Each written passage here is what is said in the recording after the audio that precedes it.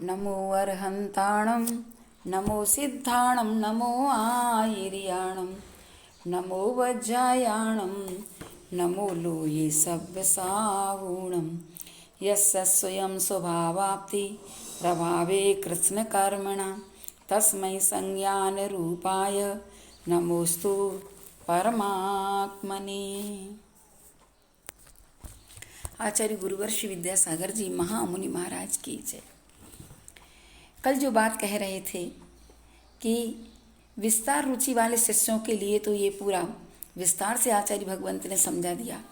अब संक्षेप रुचि शिष्यों के लिए सिर्फ एक छंद के द्वारा भी हम वस्तु तत्व को समझ सकते हैं।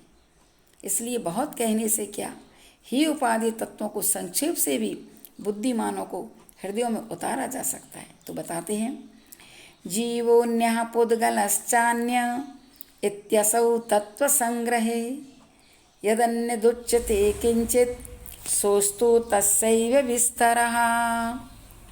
जीवोऽन्यः पुद्गलश्चान्यः इत्यसौ तत्वसंग्रह यदन्यदुच्यते किंचित सोऽस्तु तस्यैव विस्तरः। बहुत अच्छी बात कही जा रही। बस इतना ही सार है ग्रंथ का। जीव अन्य, जीव अन्य है, और पुद्गला अन्य, पुद्गल अन्य, बस इतना ही भेद विज्ञान तुम कर लो। इति इस प्रकार असौ यह तत्व संग्रह तत्व का सार है।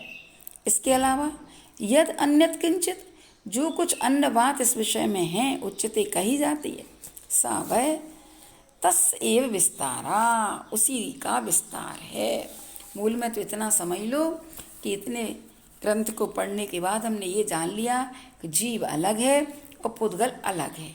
बस दोनों द्रव्य अलग अलग हैं, पृथक पृथक हैं, दोनों के गुण धर्म बिल्कुल जुदा जुदा हैं। यही तत्व का सार है। जीव सदा से अन्न रहा है, अन्न रहा तन पुद्गल है, तत्व ज्ञान बस यही रहा है, माना जाता मंगल है। फिर भी जो कुछ और कथन ये सुनने संतों से मिलता, मात्र रहा विस्तार उसी का, तत्व ज्ञान से तम मिटता, तत्व ज्ञान से तम मिटता। यही सार है। साधु संत भी इसी सार को बताते हैं कि देखो, जीव अन्य है, पुद्गल अन्य है, जीव भिन्न है, पुद्गल भिन्न है। यही तत्व संग है, यही संक्षिप्त तत्व ज्ञान का सार है। तत्व क्या है, वस्तु क्या है, इसकी हम दिन रात चर्चा करते हैं, फिर भी हम वस्तु स्थिति से परिचित नहीं हो पा रहे हैं। ऐसा क्यों? इसलिए तो पूज्यपाद स्वामी कह रहे हैं कि सर्वप्रथम तत्व का सम्यक निर्णय करना आवश्यक है।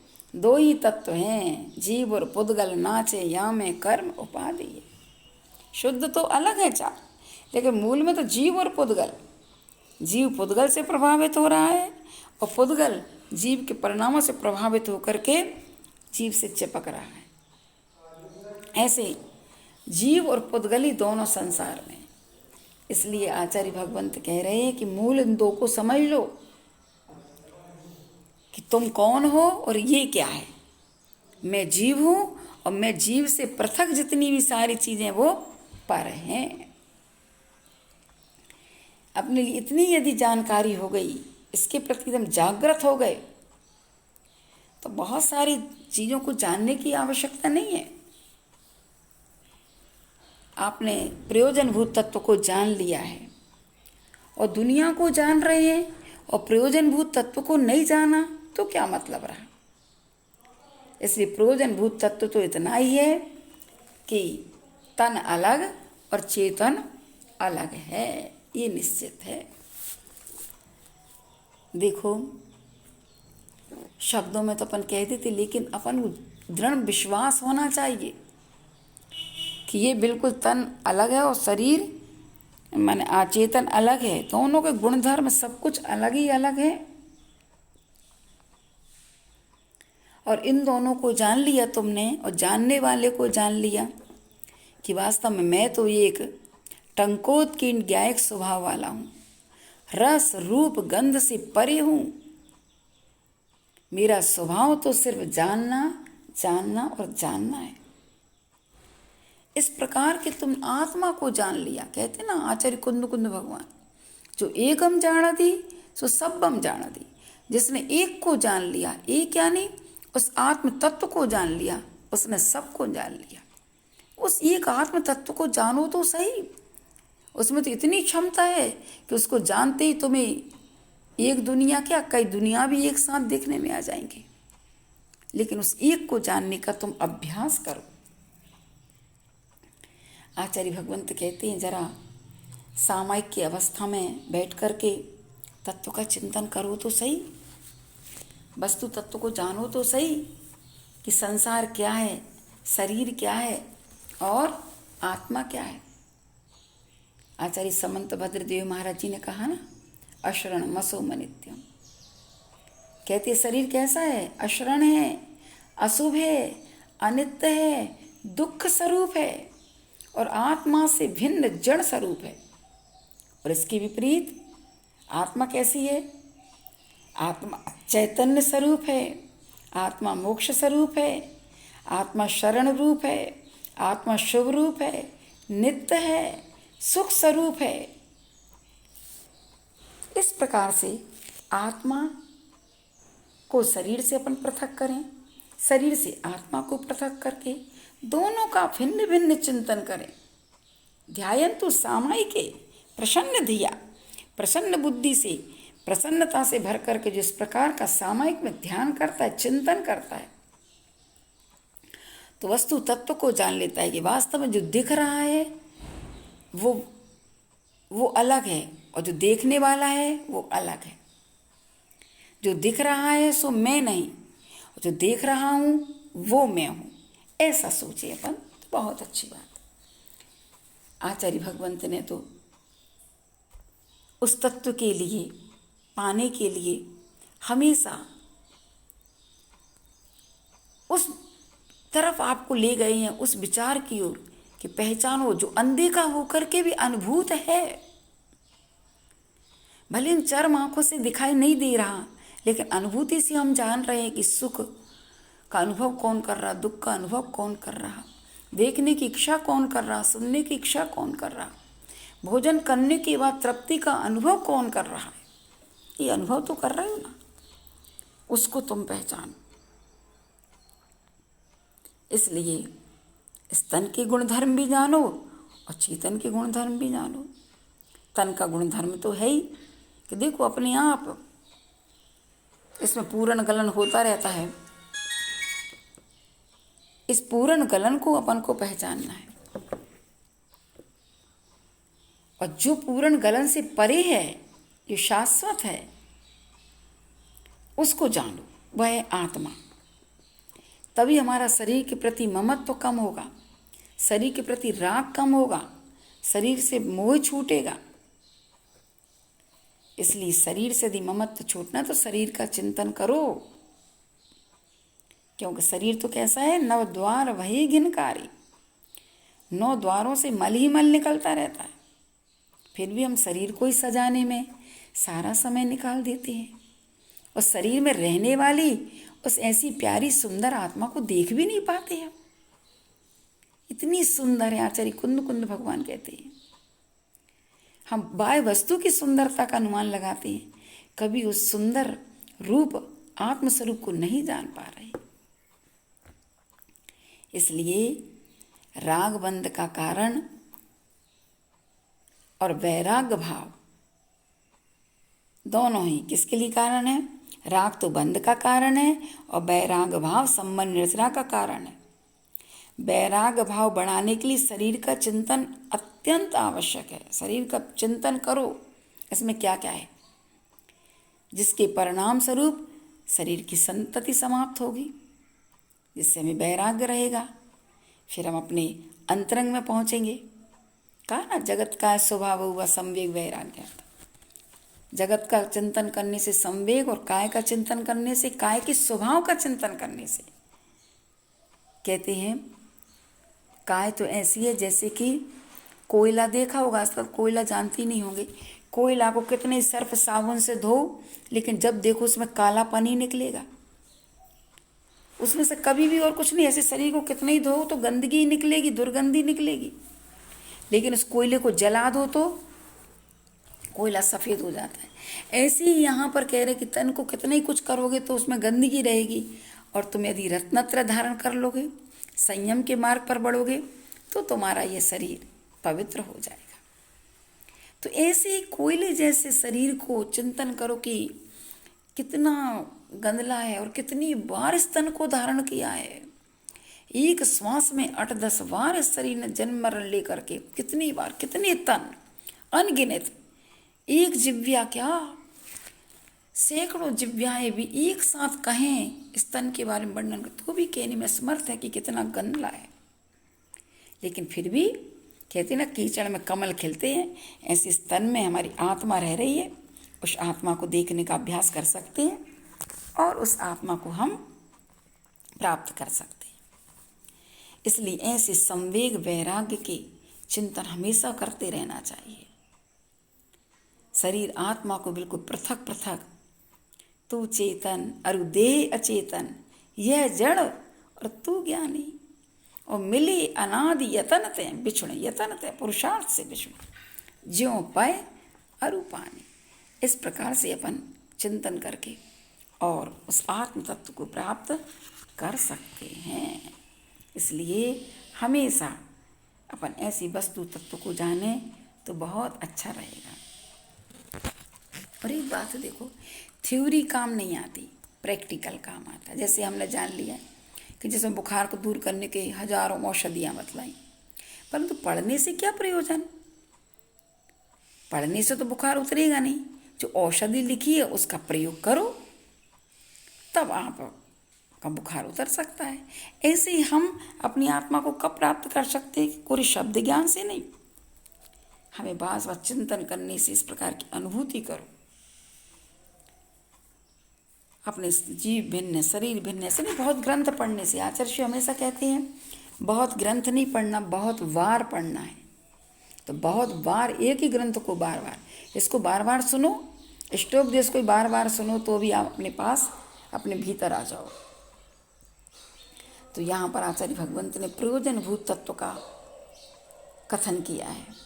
आचार्य कुंद कुंद स्वामी महाराज भी उसकी 100 समय पर समय की व्याख्या करते हैं कि क्या 100 समय है और क्या पर समय। 100 समय यानी 100 आत्मा, पर समय पर वस्तु, पुद्गल आदि सब पर समय।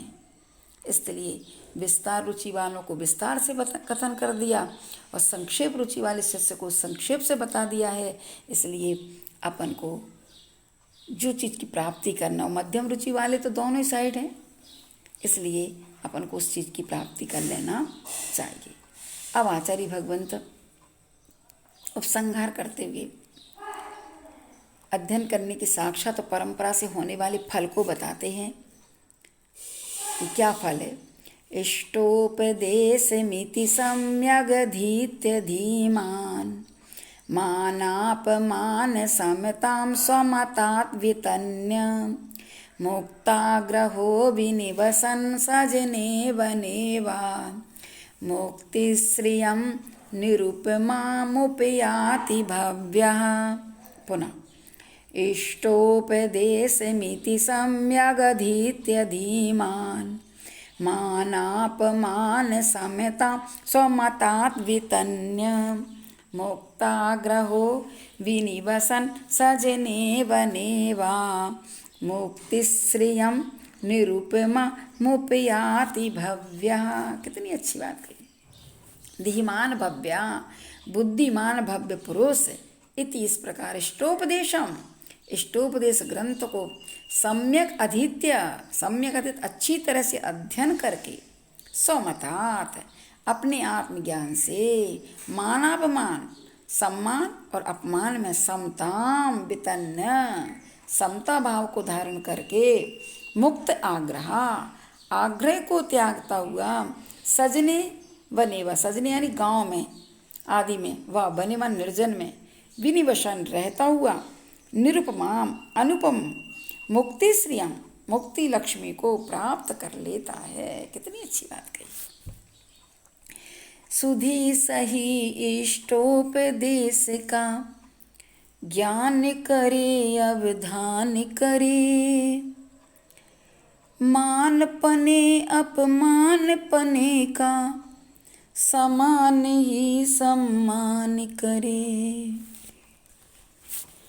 निराग्रही मुनि वन में या उचित भवन में वास करे, पाले निरुपम मुक्ति संपदा भव्य भवों का नाश करें, भव्य भवों का नाश करें। इस प्रकार अंत में आचार्य पूज्यपाद स्वामी विद्वानों को अथवा हित अहित की परीक्षा करने में जो दक्ष हैं, निपुण हैं, ऐसे भव्य जीवों को संकेत करते हुए कह रहे हैं कि यह 50 छंदों में श्लोकों में बना हुआ छोटा सा आध्यात्मिक ग्रंथ है। इसको अच्छी तरह से पढ़ करके आध्यात्म ज्ञान से मान अपमान की समस्त परिस्थितियों में साम्य भाव को धारण करें। ये बहुत लघु ग्रंथ है, छोटा सा, लेकिन इष्ट तत्व का उपदेश देने में सक्षम है, अपने आत्महित के अभिप्राय को सिद्ध करने में सक्षम है, अपनी आत्म भावना को पूर्ण करने में सक्षम है। तो विद्वान जनों को यह कर्तव्य है कि इसका समीचीन रूप से अध्ययन करे। ठीक है। और अध्ययन करके इसकी परख करने के लिए कसौटी क्या है कि हमारा समीचीन अध्ययन हुआ या नहीं हुआ। इसको ज्ञात करने के लिए आचार्य भगवान ने दे दिया है अंत में एक श्लोक कि जो भव्य अपने जीवन में मान अपमान को सहन करके साम्य भाव को अपना रहा हो, समझो कि उसका अध्ययन समीचीन है। मान अपमान में समता आना, हर्ष विषाद का अनुभव नहीं करना, राग द्वेष नहीं करना आदि समीचीन अध्ययन की परख करने की प्रणाली है। इसलिए इस ग्रंथ का इतना अच्छा अध्ययन किया।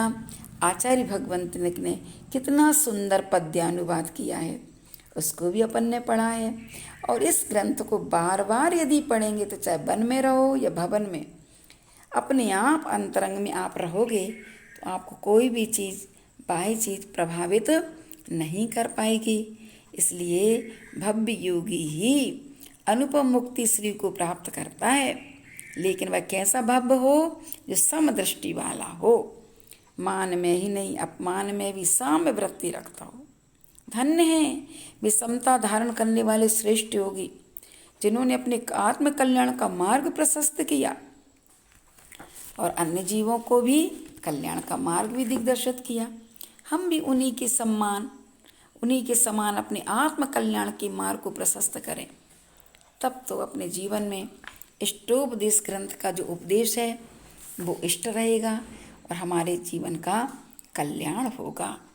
इसलिए यहाँ पर करीब करीब 30 गाथाएँ तो रही है, 51, लेकिन कभी कभी 2 गाथाएँ छंद रहे, कभी 3 गाथा 1 गाथा रही। तो ऐसे 29-30 दिन में ये ग्रंथ पूरा हुआ है। तो कम से कम अपन इसको बार बार पढ़ें, सबके पास ही पहुंच गई होगी।